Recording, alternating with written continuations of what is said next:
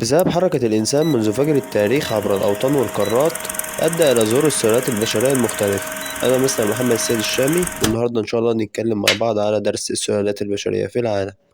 أول حاجة لازم نعرفها يعني إيه سلالة بشرية. السلالة البشرية دولت مجموعة من البشر بيتشابهوا في الصفات الجسمية الخارجية من حيث لون البشرة وطول القامة وحجم الرأس وشكل العين والأنف. السلالات البشرية أول ما ظهرت في عصر البلايستوسين، بعد ما الإنسان بدأ ينتشر في قارات العالم وبدأ يستقر في البيئة اللي هيعيش فيها. بدأت البيئة تأثر فيه وهو كمان يأثر في البيئة، وظهرت معانا بعض الاختلافات في الصفات الوراثية، وهنا تظهر معانا السلالات البشرية. العلماء قسموا لنا السلالات لثلاث سلالات. أول سلالة السلالة الزنجية، بعد كده السلالة القوقازية، والسلالة المغولية. هنبدأ نتكلم على كل سلالة فيهم من حيث أربع حاجات. أول حاجة مميزات السلالة ونسبتها قد إيه في العالم، وبتركز فين حتة في العالم، وأقسامها إيه. أول سلالة وهي السلالة الزنجية، مميزاتها إن هي بتكون ليها أربع مميزات.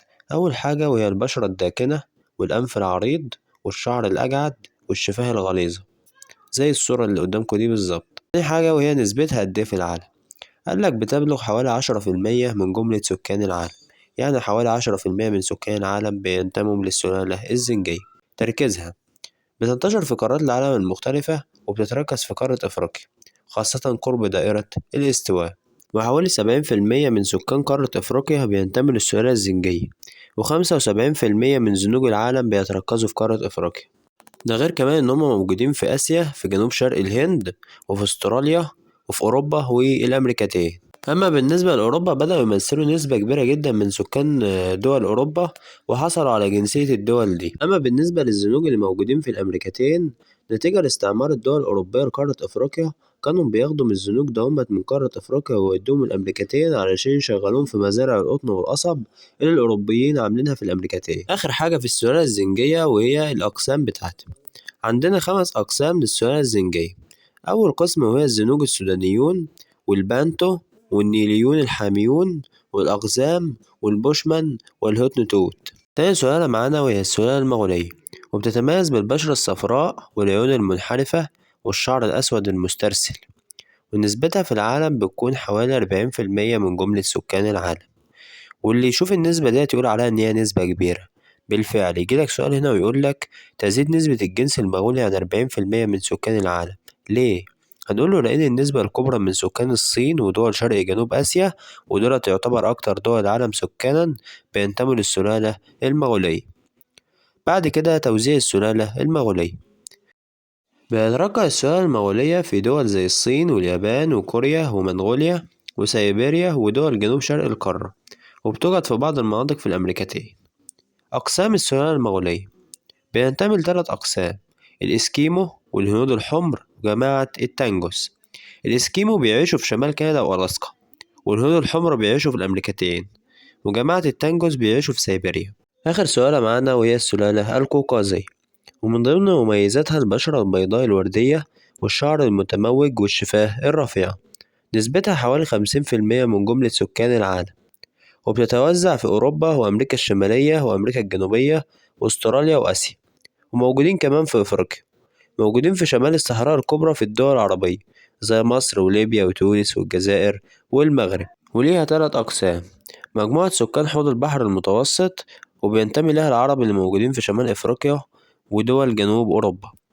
وتاني مجموعة وهي المجموعة القلبية، ودول سكان وسط أوروبا. والمجموعة النوردية الشمالية، ودي بينتمي ليها معظم سكان دول شمال أوروبا. كده يبقى احنا خلصنا السؤالات. طب تعالى نفهم مع بعض بقى كده ونسأل نفسنا سؤال: هل في الوقت الحاضر اللي احنا عايشين فيه ده في سلالات نقية؟ أقول لك والله السلالات النقية موجودة في العالم بنسبة قليلة جدا. طب ليه؟ هنقول له بسبب انصهار السلالات واختلاط الصفات الطبيعية اللي بتميز كل سلالة عن الأخرى. طب اديني أمثلة بقى كده على السلالات النقية اللي موجودة في العالم. عندك أول حاجة سكان حوض الكونغو وصحراء كالهاري بأفريقيا، ودول بينتموا للسلالة الزنجية قصيرة القامة. وتاني سلالة وهي الإسكيمو، ودي سلالة مغولية وبتعيش في صحراء التندرا الباردة في شمال كندا.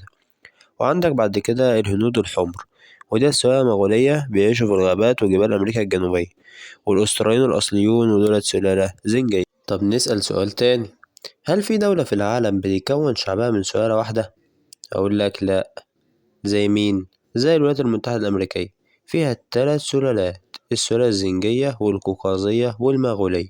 السلالة الزنجية جايين الولايات المتحدة عن طريق الهجرة الإجبارية اللي كانت موجودة في أفريقيا. والسلالة القوقازية دول ناس كانوا عايشين في أوروبا وجايين من أوروبا للولايات المتحدة. والسلالة المغولية هم دول السكان الأصليين اللي بينتموا من الهنود الحمر. وعندك برضو الدول العربية ما بينتموش لسلالة واحدة، فأغلب الدول العربية من السلالة القوقازية، بس طبعا مع حدوث الفتوحات والهجرات على مر التاريخ حصل اختلاط ما بين السلالات. وبكده يبقى احنا خلصنا الدرس. بس أحب أعرفك إن السلالات البشرية لما قسمناها على أساس ظاهري وأساس خارجي مش أساس جوهري. يعني مش علشان مثلا السلالة القوقازية البشرة بتاعتها بيضاء وردية تبقى أذكى من السلالة الزنجية، ولا السلالة الزنجية مثلا تبقى أقوى من السلالة القوقازية أبدا.